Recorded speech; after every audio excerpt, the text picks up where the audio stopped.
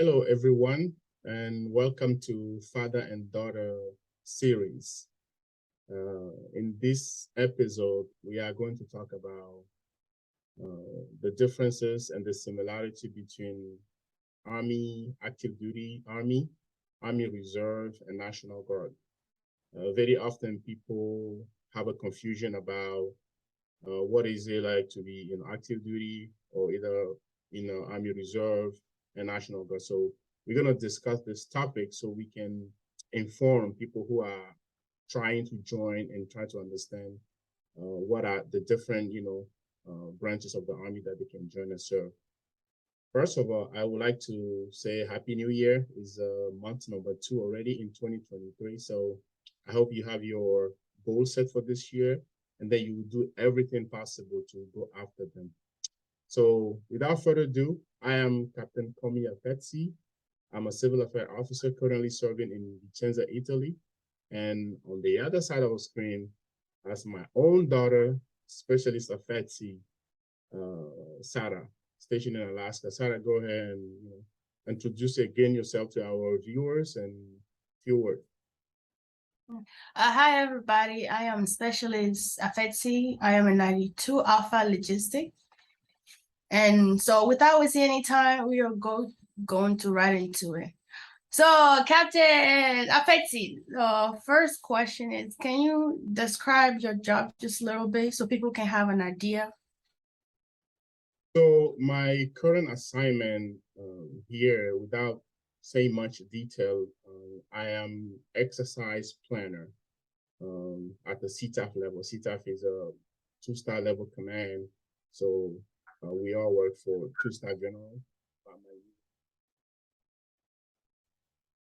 And a lieutenant colonel, but my assignment is to plan exercises. And in this command, there are 2 major exercises that we do with our African partners.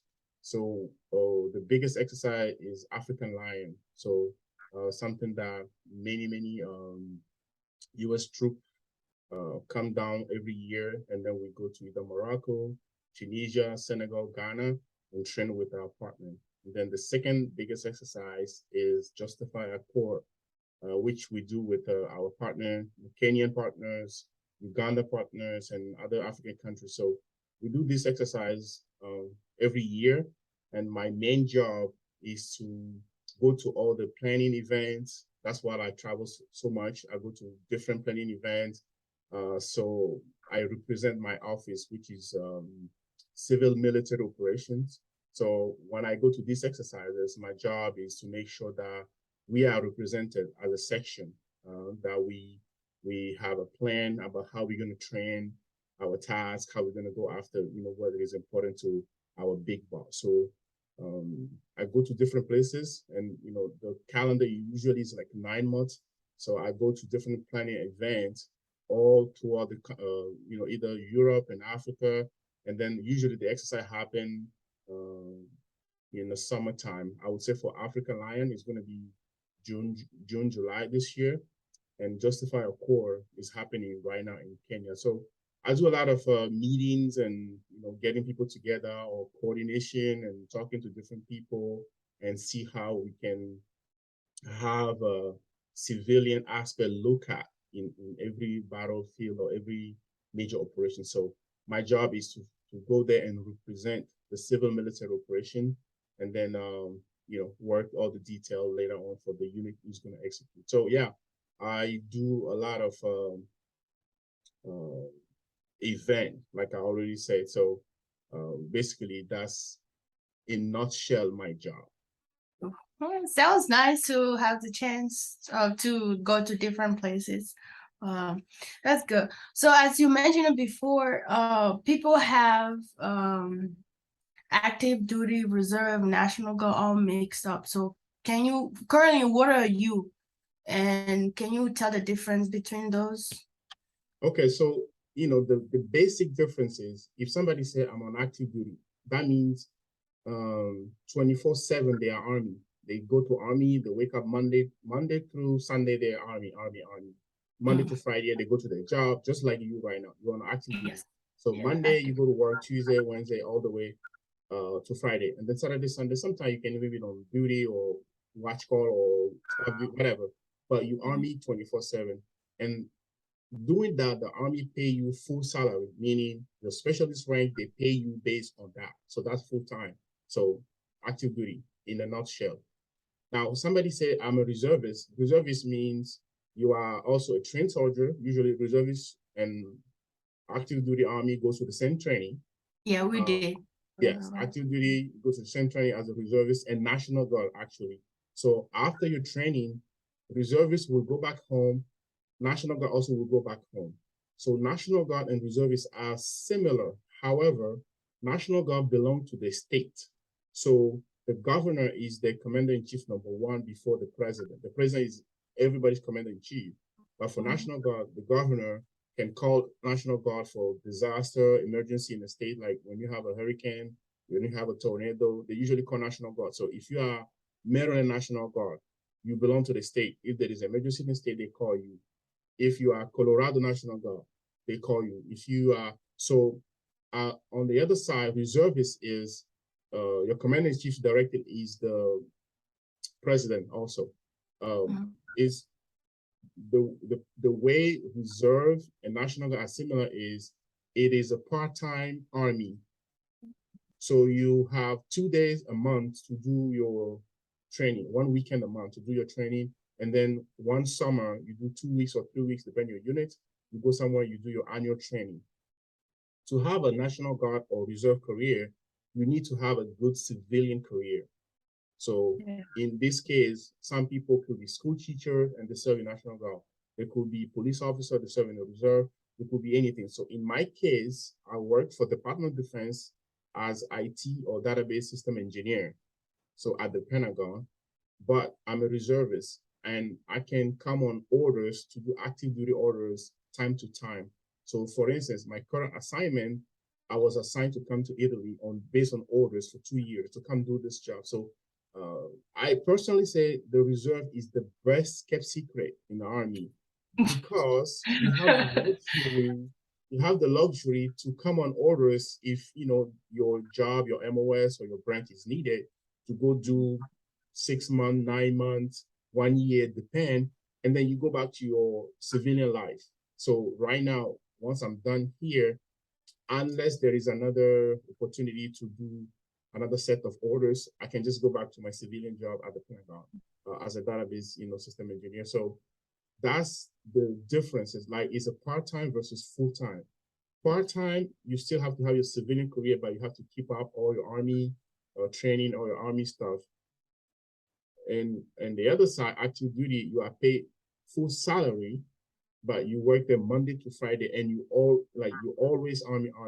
Me, as a reservist, I can go back and relax a little bit. And then, I know some people who sometimes, as a reservist, they might grow a beard for a couple months or for a couple weeks. And then when the reserve time is up, they will shave it and then just, go do the drill and come back. So there is a flexibility, but the critical thing is if you are a National Guard or the reserve, you need to keep a good civilian job that pays you well, because the Army is not paying you full salary. So that's the difference. So right now, I am a reservist and I'm on order, and I love it because I can come on orders, serve 2 years, 3 years, whatever years, and then I'll be like, oops, I think I'm gonna go back to my civilian life. Then I will go, and then I will come back, and so I personally, like I said earlier, is the best kept secret. Not because that I am, but it gives you flexibility. But you need to sustain yourself, and you need a job on the civilian side to make sure that you're taking care of your family, your bills, and everything like that. Okay, that's good. It's clear now. Even for me, I know that like Reserve and National Guard, all I knew was like the part-time. Well, I didn't know like there was much more to it then. So, and I hope that will clarify for other people who are also interested. So to give you something also, I personally say if you are a young person and you want to join the Army and you don't have any civilian job, you don't have any training, you don't have any college degree, I would say go active duty for the first 3 years.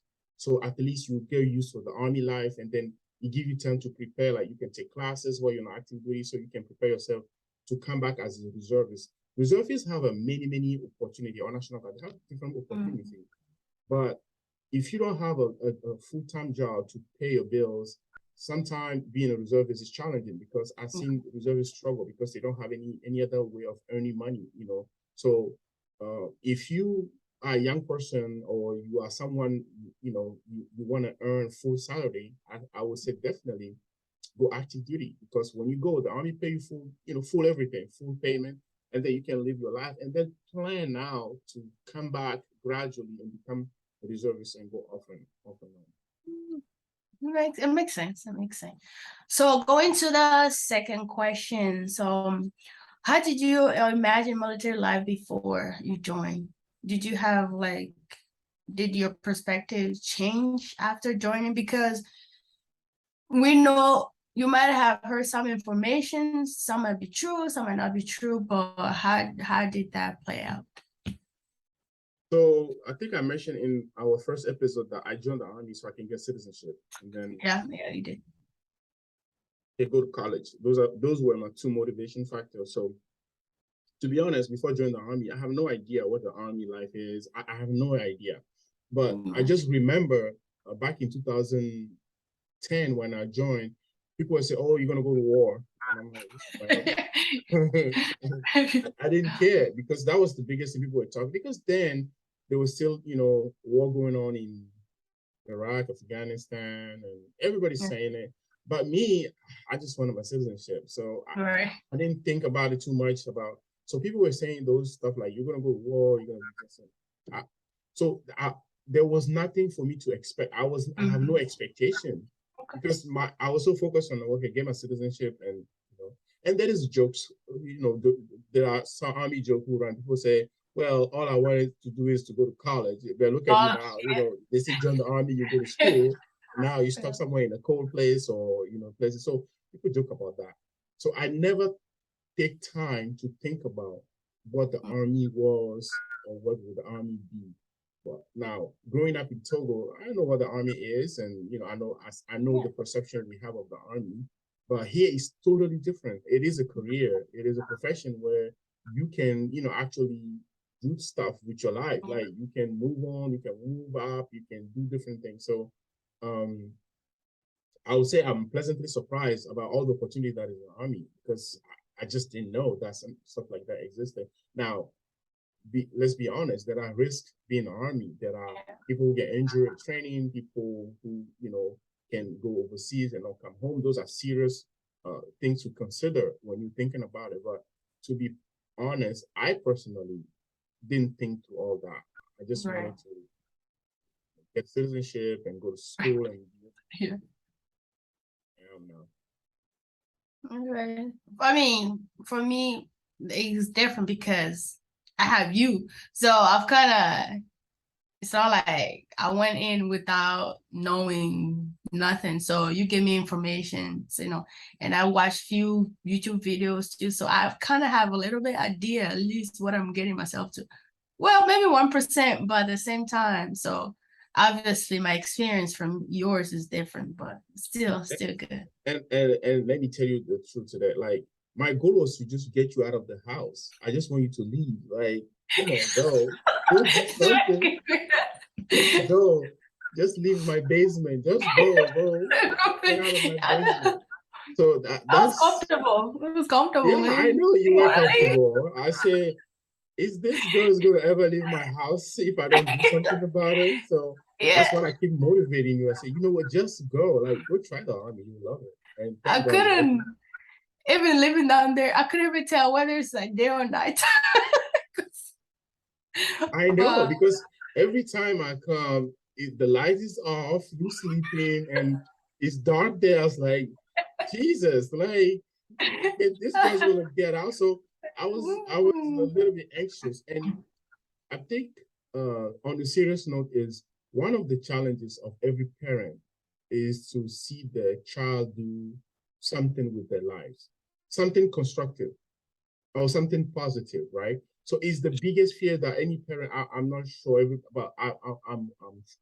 at least over 50% sure that every parent, you want to see your child do something with their life. So some kid, they growing up, they finish high school, they want to do this, they want to do that, and then they go off and do it. Some people don't know, they struggle a little bit and trying to find out. Everybody have a different approach of life. So, but the most thing every parent wants is your child to get some interest in something and do. So for me, my fear is you are my firstborn. So I have to get it right. I have to, I have to get it right at least. And then I need to make sure that you are doing something constructive with your life, because now I'm proud like what you're becoming, what you're doing, because wow, look at her now. Like I don't have to worry about it, because even if you are doing well and your kids are not okay and they are making poor decisions, I mean, you will be concerned. Like you're gonna have in your heart, like, man, I wish my son, my daughter would be doing something positive with their life. So I'm grateful that you kind of latched onto it, because it was no guarantee that it's gonna happen. But I'm very happy that it happened the way it did, and I'm just thankful. Okay, Now that's look at you good. now. That's okay. I was so comfortable. I didn't want to move. Like, Well, catch you out. yeah. We're gonna move on to the third question. So, describe a difficult work situations or project that you overcame. So I'll just give my current assignment, what I do. My current assignment involved, it's not a hard job. My assignment is not a hard job, but the challenging is to make sure that you following and then you meeting the expectation. And sometimes the information you tracking might not be information somebody's tracking. And sometimes you can try to communicate, but sometimes if the person didn't write down what you're trying to say or the right information, sometimes when you come to execution time, that's where everybody's going to see like you didn't do your job well. So everybody have a different approach of doing it. Me, as you know me, like I take notes, like I write everything down every time. You know me for a long time, and I hope you get that virus. Like I just write everything down. I have so many stuff that, because I just don't want to rely on my say, hey, I'm going to remember and then forget. So the most difficult thing would be a coordination, for instance, with a team or someone who you have to do something for, and then they will pick it up. So you're expecting that, okay, the information I'm going to give this person will go on and do it.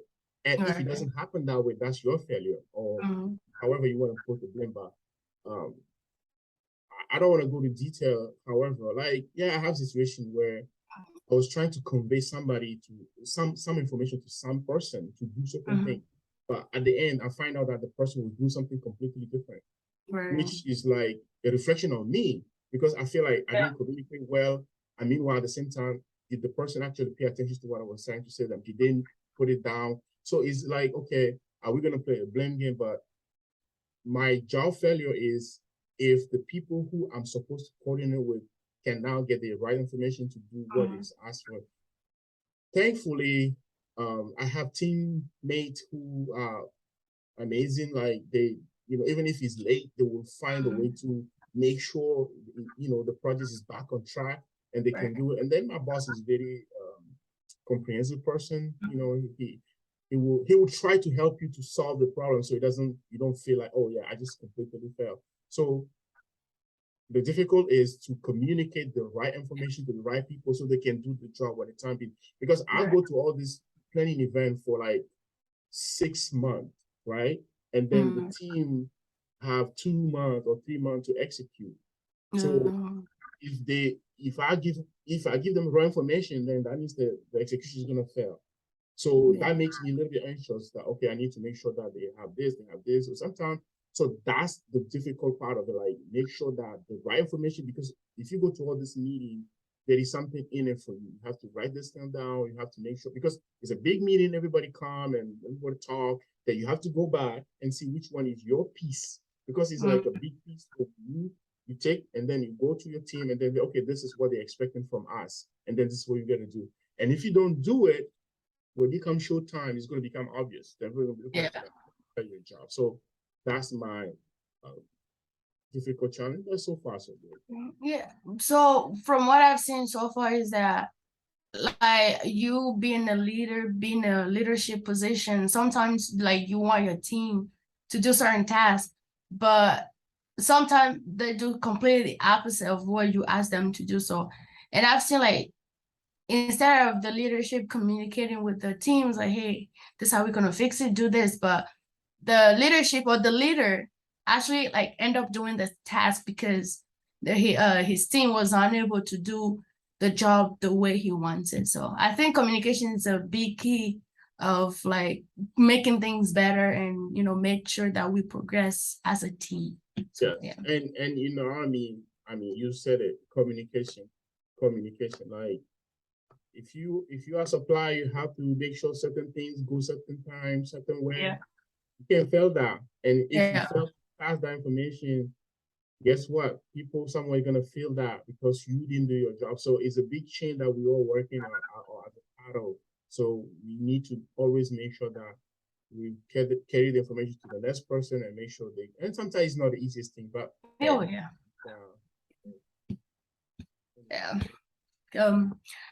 So obviously like working with people, the environment that you're in, sometimes like good and bad. So how would you like handle stress and pressure coming from your work or your co-workers or people that are under you? So how do you handle, how do you deal with those things?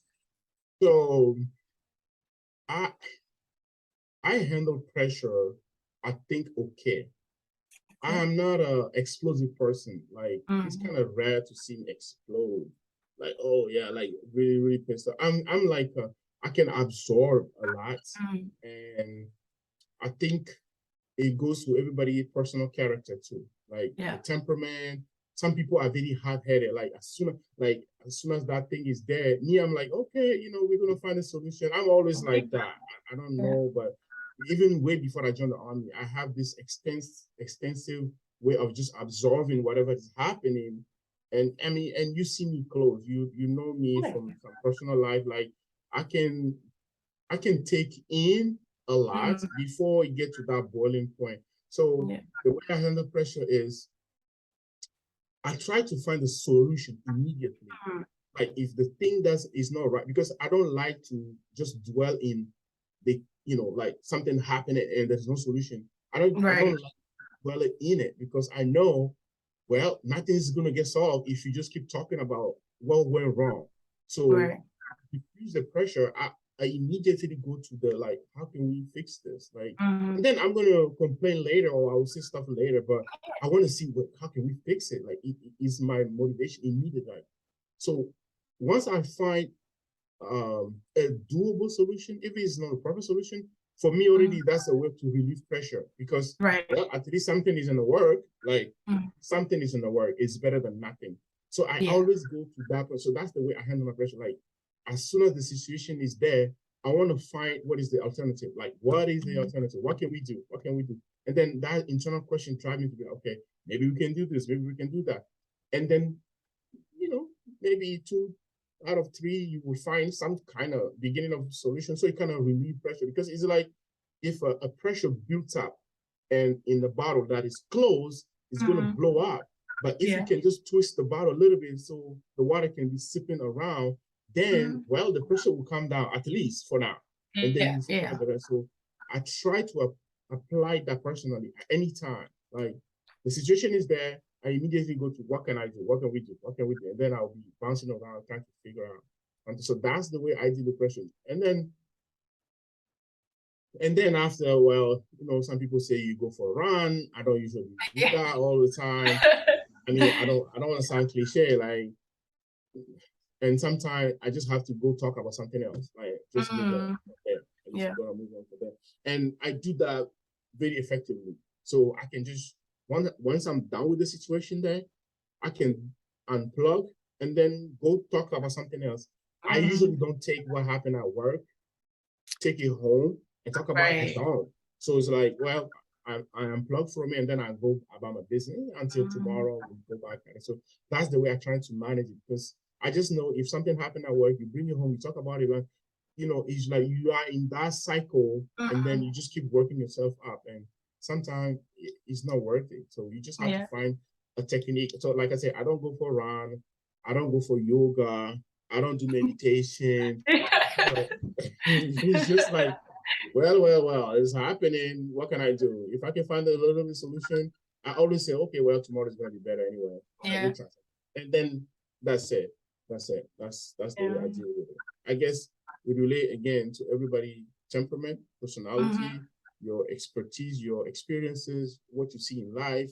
You know, I've been in situation in life where I have no option than to just sit there and wait. Like, I have no choice. I can't do anything. So it kind of make me this mellow person.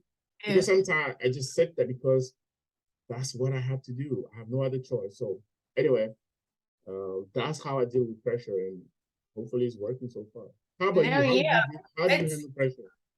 I think I kind of got that from you too. Like sometimes stuff happen, no big deal, but like you stressing over it and stuff like that, it's not going to help the situation also. So like you say, find a solution. What can we do? And also instead of playing the blaming game, or who did it, who caused this. So I think like I don't go for running down. I don't.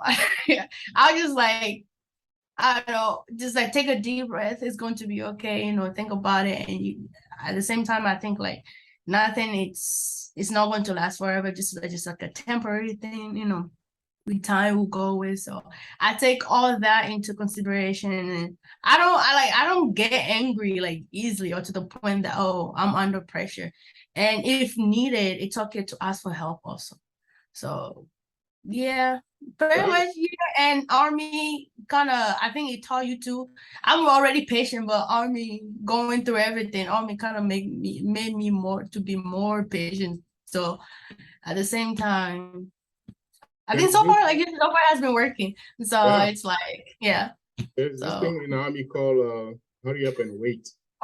Yes. Wake up 3 in the morning. Yeah. You wake up 3 in the morning to be in the formation, and then you wait in line until 7. Just wait.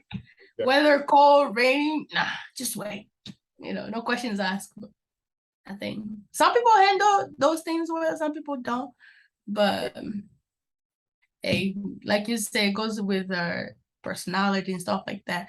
Things be happening at home, people would take it home. I mean at work, you know, separate work from your personal life and stuff like that. And it's okay. I'm not saying don't talk about it. Like at least find a person at home that you trust. Say, hey, I've been pressured at work, stuff like that. It's okay to talk about it, but don't let what happened, bad things at work, take it home and take it on people, you know, stuff like that. Just learn how to handle your another thing on that is, if you have a circle of friend or a friend that, like, for instance, you tell the person this is what happened at work, and then the person immediately go like, how dare that person can do that? And then it works you up. And then it works you up because maybe you're just trying to talk and then calm down. But the person, sometimes people don't know how to listen when somebody's telling them something about work. And then they'll be like, oh, I can't believe they say that. I can't believe. So they kind of rile you up. Like you, instead of calming down, you get even more mad as you talk about it, because your friend's like, I can't believe they say that, or they did, or something. I can't believe this happened. So sometimes you just be like, yeah, you know, it doesn't matter, whatever. Just do something that will calm down, and then tomorrow will be another day. I think it's a good way to handle the situation. Stuff like, and know people who you talk to also. But yeah. Okay. So next question. So why did you leave the Pentagon? Man, like you already said, you were on assignment, but at the same time, I don't know if I want to leave and just temporarily. But why? What made you make that decision? So I was at the Pentagon since July 2017. So like I said, I'm a database engineer there. I work for, IT department there. And at one point, I got burned out. It's like, yes, I know. It's exciting at first. It's a part of human. It's exciting at first, and then I go there, and then doing the same thing over and over and over. At one point, I was like, let me put on my civil affair officer hat and go do civil affair, and which like it's been amazing. I love it. Like since I hit the ground here, like I've been so many places, do so many things that is completely different than what I was doing at the Pentagon. So for me, it's a nice break, but I will go back. It's not like I left. And that's one thing about, like I said, as a reservist, if you have a really cool job, you can leave your job, and by law, they have to guarantee you your job back when you go back. So that's why, like, my job is pretty much there. And I go back there, they will just find another position, putting me there, and my company is still there. My company is, it's a good company who work for defense contractor. So it's like, okay, you left. I say, you just say, hey, I'm on orders, active duty orders for X amount of years, or this, and you give them notice, and they'll be like, okay, go in peace, do your active duty time, because they know that as a reservist or National Guard, you will be called to go serve on active duty. So they know that, and they expect that. So I just told them, hey, I have this assignment that I need to go do. They just say, okay, when you come back, we're gonna get your job back. So I'm grateful for that. And again, one of the reasons why I say reserve and is the best kept secret, because I can do this assignment for 2 years or more, because there are always opportunity there. And then I can do 4 years, and then I can still go back in my civilian job will be there. And then I can just go back. And so the Pentagon, I'm going to go back eventually once I'm done with my. That's good. That's good. It's a good experience to have too. Like, even though you're still doing your job, there are other stuff that you also doing on the side. Like, you won't be bored. So at least you switching things up. So it's interesting. It's interesting. And that is one reason why I encourage, like, for some people will go on active duty and just love it. They want to do 20 years and retire. Some people will go with there, be like, you know what, it's too much for me. I can only do part-time. It's okay. Right. After you finish your first contract, find a reserve unit, right? Move to reserve, and then build up your civilian career. And when you feel like you want to go on active duty, there is so many active duty positions you can just say. And even, like, you can come off active duty, go to the civilian life. If you don't like it, you can go back on active duty. So it is flexible. So it's not like, oh yeah, you can only, do this and that, but you can go back at it. So if you want to maintain the Army career, have part-time, and have a good civilian life, you can do that. So I know some people hate PCS and like moving from duty station to station. Some people hate it. Some people love it. They have no issue with it. So if you don't like it that much, but you still want to wear the uniform and do stuff, time to time, different from your day-to-day job, I think reserve is a great career. You can be in the reserve, do your civilian job, and when you feel like you want to go, you just go and serve your time and then come back. So for all the people who don't like active duty life, but you still like the military, reserve is there for you to experience. So you can be doing 2 days or 6 months or 2 weeks, in and out. But again, the key is to have a good civilian career, because once you come off active duty, the Army no longer pay your bills. Then you have to feed yourself, clothe yourself, take care of your family, do everything. So you have to make sure that you do the financial calculation first and check out that, okay, I'm okay, I can live in the civilian world, and then do this way. So let's go. So we're gonna go into the next question. So what kind of goals you had in mind when choosing this job? Did you meet them, or is still they were still work in progress? So I think I made a video a couple of months ago, and I talk about civil affairs. Civil affairs is one, for me, it's one of the great, again, Army MOS or branch that out there for people who love to speak foreign language, people who have second language, people who want to meet other culture, people who want to travel, people who want to go do stuff with the different countries, who are involved in, like, okay, civil military things. For me, that's civil affair. So I know civil affair since 2012.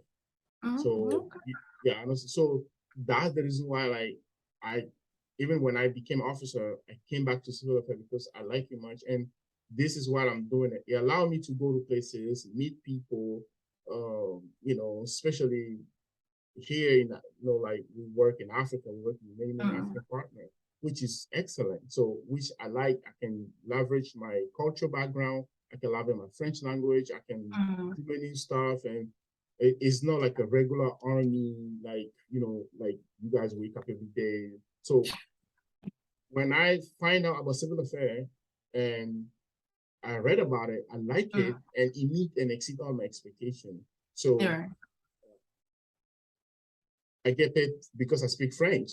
I get paid extra money for French, right? Because I'm a civil affairs officer. So if you are MOS with the language coded in your MOS, you get paid for that language. So I get paid for French, which is nice, because French is I already speak French. It's my main language, but I get paid for that. So yes, this career field, I chose it because of everything I read about it. It's for civil affairs.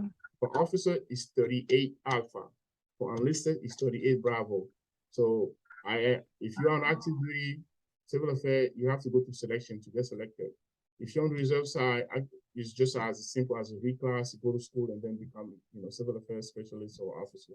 So it's a great career, and I encourage, especially if you speak French, right? If you speak Yoruba, if you speak Hausa, if you speak Igbo, if you speak Wolof, if you speak, yes, I mean, if you speak Italian, if you speak all these languages, if you speak all these languages, and you can get paid after you take a test and become civil affairs. You can get paid if you speak Arabic, if you speak Mandarin, right? All this is like language that civil affairs will take you and pay you for that, because it's part of your job. It's part of things you do, and you can become specialized in one region. Like people are African expert, people are Pacific, Pacific experts, Southcom, like Latin America. So all this area, people who speak Spanish, they get paid for that if you're a civil affairs person. So this branch exceed my expectation, because it's exactly what I was looking for. I like to talk to people. I like to experience different things. I like to be able to see the other aspects of Army, which is like how the relationship between the Army and civilian works. And so I work in this field to see how civilian interfere with the Army, or how to make that relationship better. That's my job, basically. So civil affairs is that liaison between the civilian population and the Army. So for instance, I give you another example. As a civil affairs, if either officer or NCO is a civil affairs, your job is, if you go to any places they assign you to a commander, your job is to make sure that the civilian leadership that is in a village or town, place you go, talk to them, see what the concern they have, and come to your commander and say, hey, sir, I talked to the civilian in this area. This is the sum of the concern. If you can help them with this, you can help the security situation better in this region.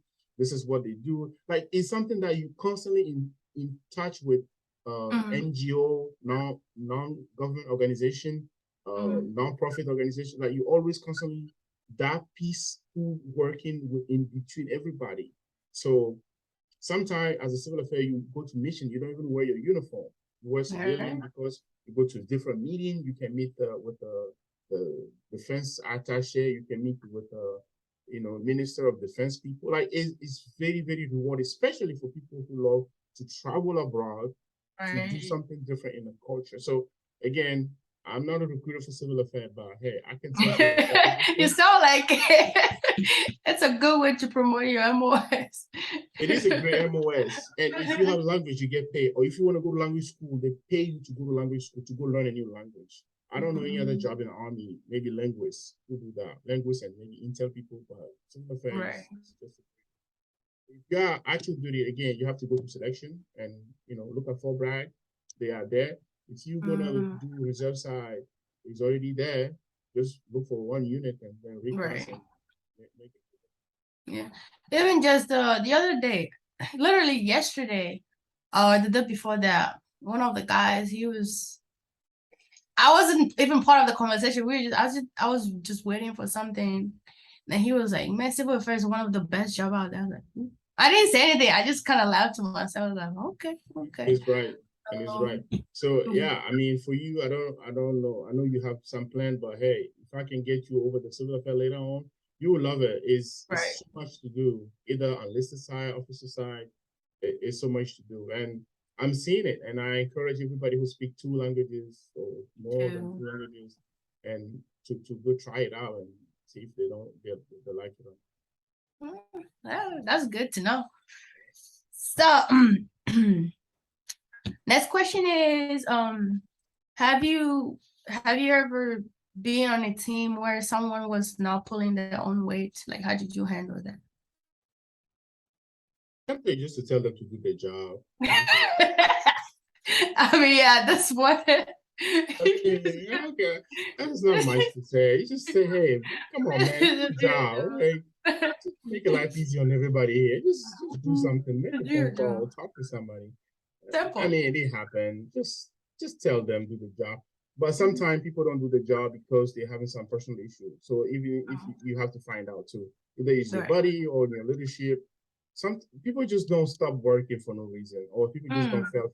There are always something behind. So sometimes you jig a little deeper, like, hey, are you okay? Is everything okay at home? Sometimes people, when they start struggling personally, kind of bleed into their work.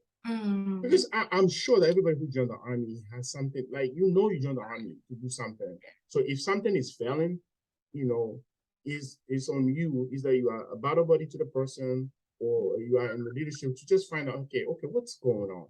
So if you're in leadership, like, okay, this soldier used to be happy and go lucky, then now she or he just starts lacking, is not performing. What's wrong? Sometimes it could be home problem, it could be personal issue, or sometimes it could be just laziness. And then you have to know that and know how to approach it. So I believe that anyone who joined the army know that they have to do something. They're not lazy, like, but sometimes situation or event happen and then kind of bleed into the work. Find that out, see what you can do to help. And sometimes the best soldier who starts slacking, you can bring them back up again and because again, if army is a volunteer, there's nobody force anybody to be in the army. It's a volunteer force. So yeah, you got to do something. So yeah, most of the time it's just sometimes some issue happen and then it's that's good. So keep that in mind. If you see a friend, performing before and then stop, don't just be like, oh, he or she's lazy. So sometimes don't get that instance, oh, that person's just lazy. Sometimes it's more than that. So just try to see. Don't assume. Don't assume just because the person is lazy. And then once you can do that, then you'll be at least you try to help the person and then find out what it is. Check upon them, stuff like that. Yeah, check on your battle buddies, man. So next question, what is your greatest failure and what did you learn from it? Greatest failure. Well, what can I say? My greatest failure, and this could sound as a revelation, but you already know, is the collapse of our family. Yeah, that's my greatest failure. And yeah, I pursue so many things, wanted to do so many things to the point where our family collapsed back in 2017, 18. And you know that. And since then I've been trying to rebuild, but it's not always the same. And but professionally, I'm okay. Like I do what I have to do. But the greatest failure is so far the collapse of the family and being able to live with that, So I'll just leave it at that. What do I do to fix that? I'm still struggling with it, trying to rebuild, trying to see a better days ahead, trying to be positive, trying to do the best, and to be in touch. But it's not easy. As you know, you win certain side and you lose certain side, and sometimes when you lose is bigger than anything you can ever. Like, there is no comparison what it is. So yeah, my greatest fear is seeing my family collapse back in 2017, 18. But we're still here for another try. We'll see what happens next. And yeah, and I always believe that like things happen for a reason. Like nobody really understand God's ways, like how things, you would think you plan out your life perfectly. In the next 2 seconds, it can drastically just change completely without you understanding why or why you know, your questions like why me?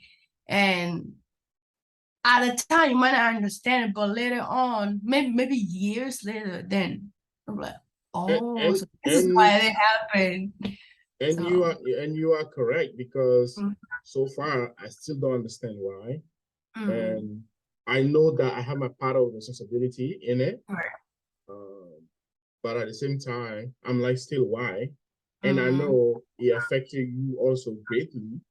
right, But we have to move, we have to keep moving. That's the essence of life. We have to keep moving. We can't just abandon everything and right, then be like, okay, well, this is it. So we have to keep moving, and hopefully it makes sense in the future. And that's my hope. That yeah, I hope that one day it makes sense. Because so far I'm still, trying to just like, put things together and then keep moving. So yeah. That's the big one, and I don't think I ever admitted anywhere else before. But yeah, it's like you fight so hard to get things, and then you look back, it's like, oh shit, things happen, and what do you do from there? And you gotta stay as strong as you can, and you gotta keep going, because it's like a bicycle, right? You gotta keep pedaling, otherwise you're gonna just fall. So you gotta, to keep your balance, you gotta keep pedaling like it's a bicycle. You can't just sit on a bicycle. You have to push one another. So that's those things. And then thank God we are still alive, and we'll see what the future holds, and then go from there. Hey, life, things happen. I'm sure you didn't expect that one. No, I was like, oh, okay, let's not get emotional now. We don't do emotions. We don't do emotion in this house. We don't do emotions. Oh, trust That's me. who I got it from. I don't do emotions. No, but let me tell you. I'm working on it. But yes, but let me tell you this. Now I know it is okay to express emotion. It's one of the healthiest things you can do, to express emotion. If you feel anger, say, I feel this anger. If you feel disappointment, say, I feel this disappointment, and then let it go. And it's always key to what you do next, because I think it's a false belief that, oh, you don't show emotion, like you gotta be tough, you gotta be tough. Sometimes it's okay to cry and then let it wash off you. Like if it hurt you, let it hurt you. If it pain you, let it pain you. But don't stay there. The key is to come after that, and don't get in the cycle of depression, emotion, depression. No, but you feel your pain, you let the pain through you, and then after that you move on. Like you have to move on, but you have to feel the pain. So yeah, I used to believe that too, like, oh, you don't show emotion, but now I reverse course. I say, you know what? let it pain me, please. Because that's the only way. That's the only way you can heal. And I'm finding that out now as I'm getting older. Say, hey, it's okay. It's okay to express how you feel, and even to the people you love, it's okay to tell them, I'm mad at you for what you did. It doesn't mean that I don't love you. It doesn't mean that I don't care for you, but I'm mad about what you did. Your action is separate from the person. Your action is not you, right? Sometimes you intend to do good things, but you end up doing bad stuff.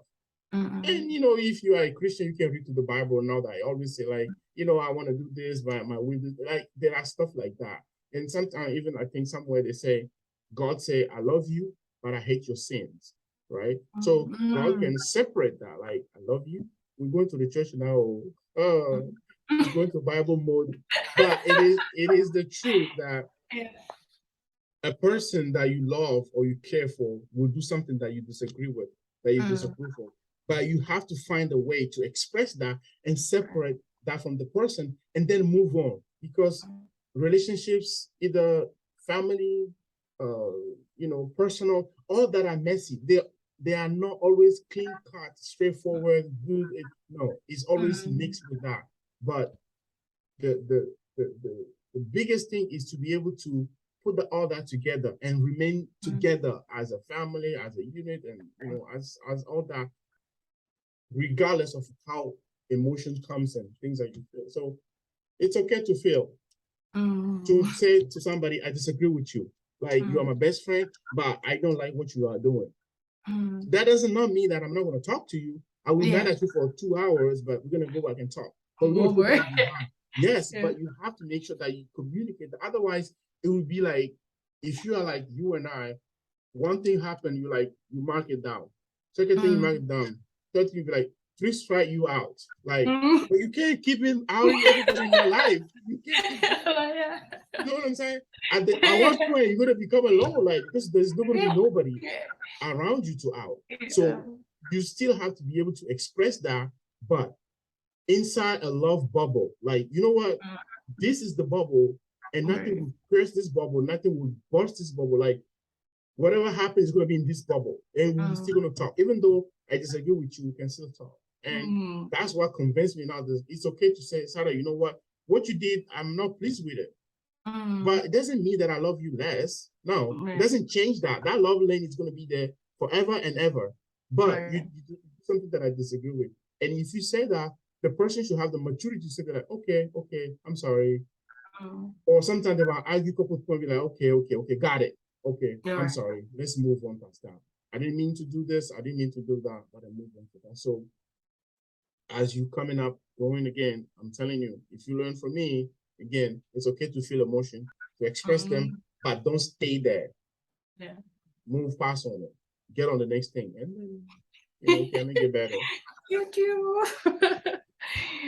So, you kind of explained this one a little bit, but actually you said a lot about it. Like, what advice do you have for people who want to do your MOS, like civil affairs? So again, if you want to do civil affairs, if you're on active duty, you have to go through selection. You got to put a package together and go through selection. And people can either email, just Google it. Even if you Google it, you can find it.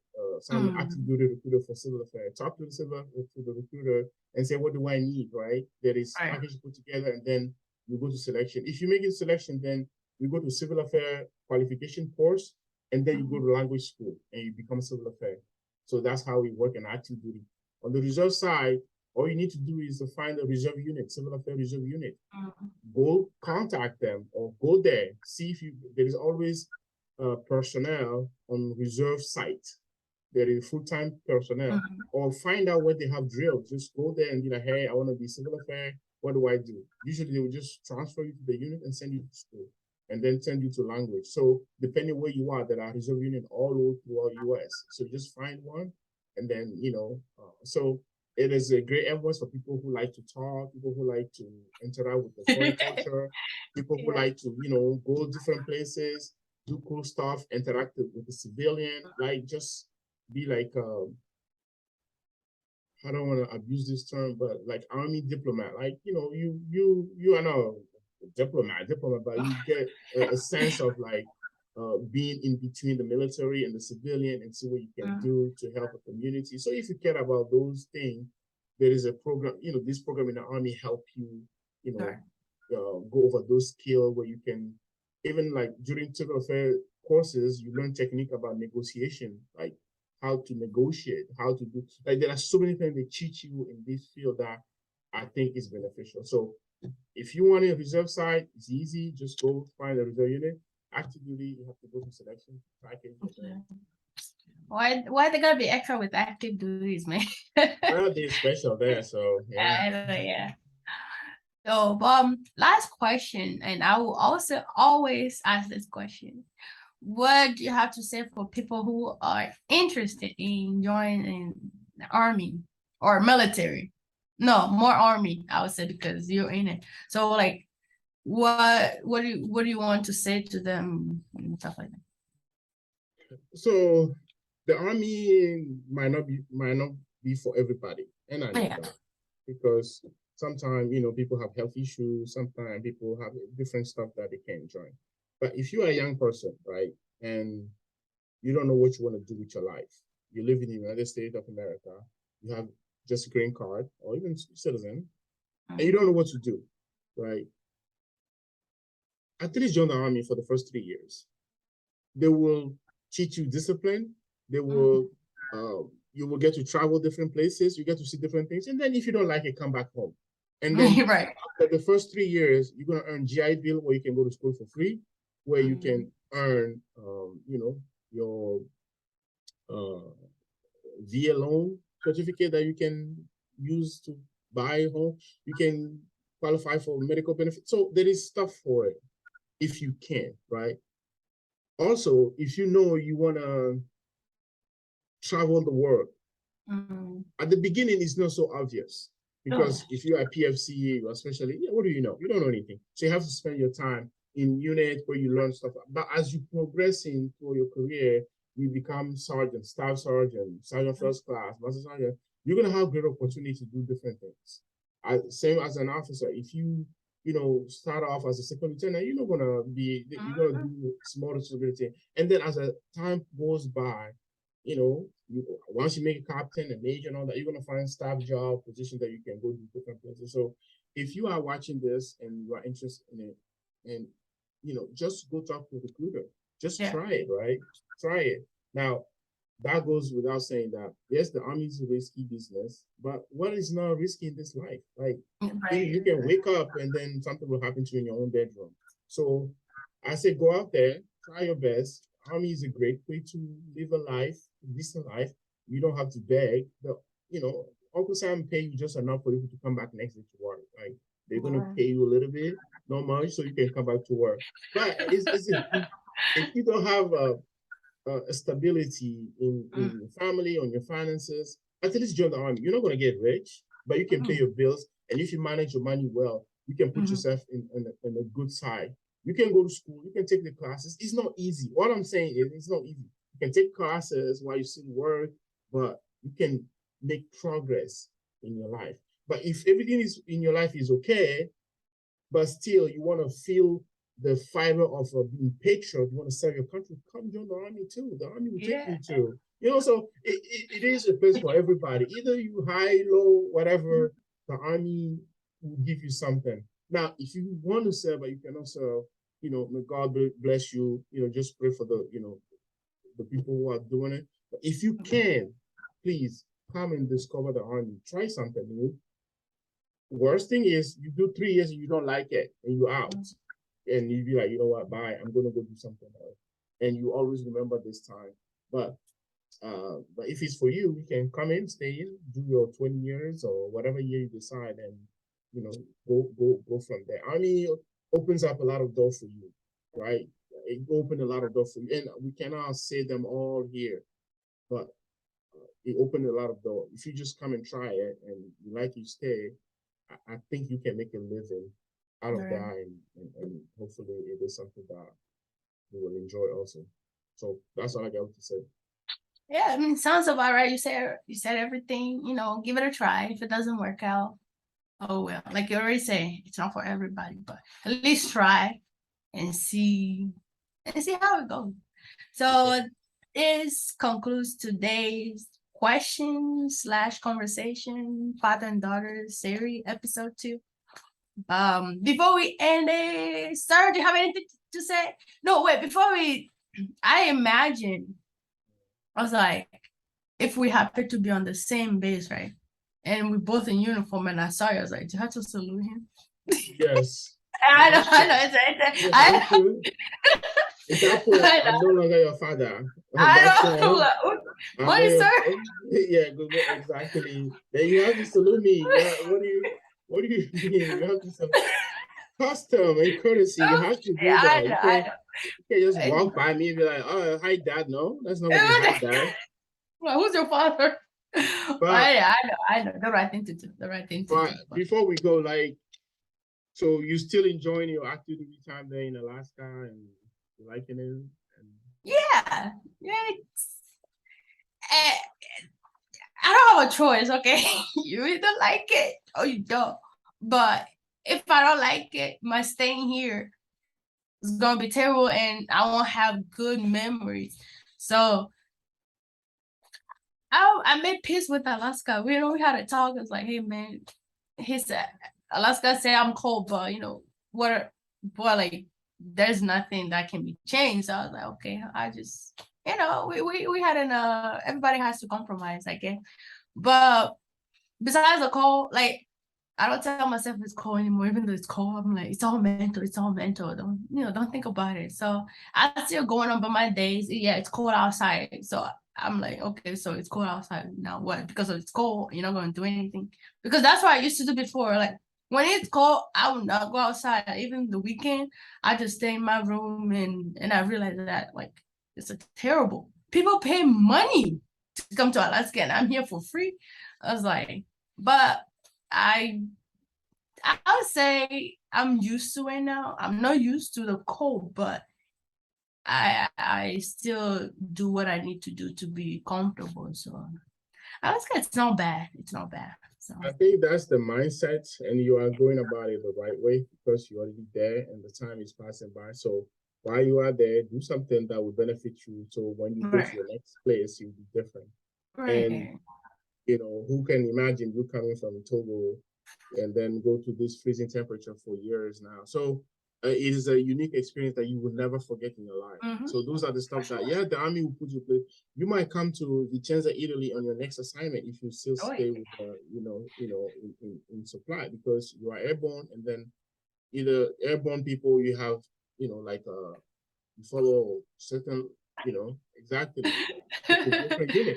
So you might come here to Italy to your next duty, which is like you're gonna just like, oh my God, like from Alaska to Italy now, I can travel all 20 something country in Europe. I can do that. So it is that's the Army for you.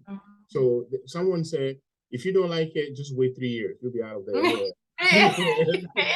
It's temporary. It's not like I'm gonna stay here forever, right? Forever. Well, I get to say, man, I've been in Alaska. Man, it's freezing cold. Like, yeah. So okay, it's cold. Like, brag about it. I've seen bear, I've seen moose. Like, it's a normal thing here. So, there's a lot of fun things to do, like whether outdoor or indoor. I did snowmobile, I did skiing, even though I don't know how to, but it's about the experience. Ice fishing, who would have thought? So it's a lot of things here, but you gotta go out there yourself, try to find them. Don't just be I don't know what to do, but try to find something to do to enjoy your time in here. But other than that, that's it. All right. Well, I'm proud of you for the decision you make and keep making. And like I said, every parent worry about that, and I'm grateful that you are doing what you're doing. Stay safe out there, and then until next episode. And again, this is Captain Komi Afetse, all the way from Vicenza, Italy, and Sarah from Alaska. Specialist Afetse from Alaska, right? All right. Well, until next time, take care, and thanks to all the viewers, and leave question comments below so we can answer. If you have any other questions, you have a comment, or you want us to discuss some topic, please let us know. I say at the episode 1 that this is kind of a unique opportunity for me to be serving along with my daughter. So I'm grateful for this experience. I know it's not going to be forever, but hey, while we at it, we're enjoying it, and then go from there. So if you have a question, comment, just leave it. And again, thanks you guys for watching. Bye. That is